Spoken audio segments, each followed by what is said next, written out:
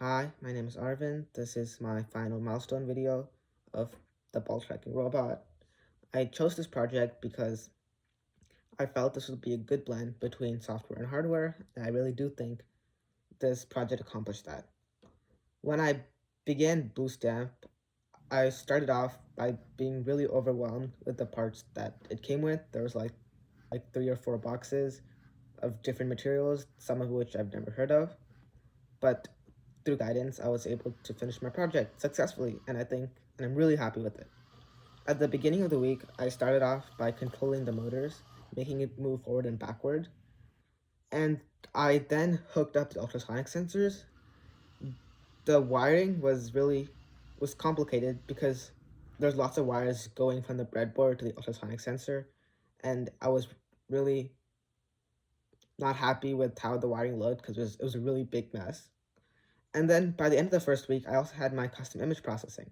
I had done this before in my robotics club, so I had experience with this.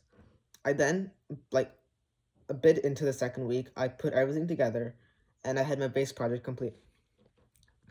The following week, I started off with my modifications. The first modification I made was making a website to control the robot manually. This was my favorite modification as it did something I really like web development, and combined it with something that I learned during Bootstrap.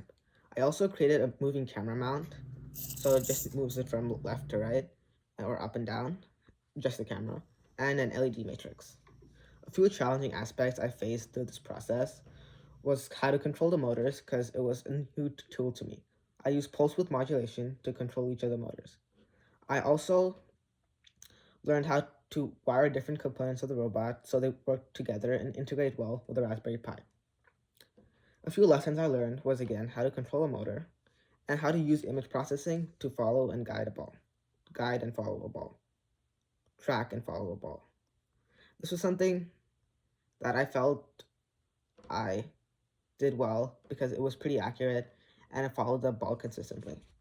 I also was able to stream video from the Raspberry Pi to the Next.js website, and this needed lots of optimization because I needed to make sure the latency was pretty low. I Most of all, I learned the importance of perseverance and how I should keep going no matter the situation, because at the end I'll probably make it. The reason I joined Bluestamp is because I wanted to learn cool engineering topics, and I think Bluestamp has given me that opportunity. I also want to build a really cool robot, and I think my ball tracking robot also achieved that objective. This is my final milestone video. Aravind signing out.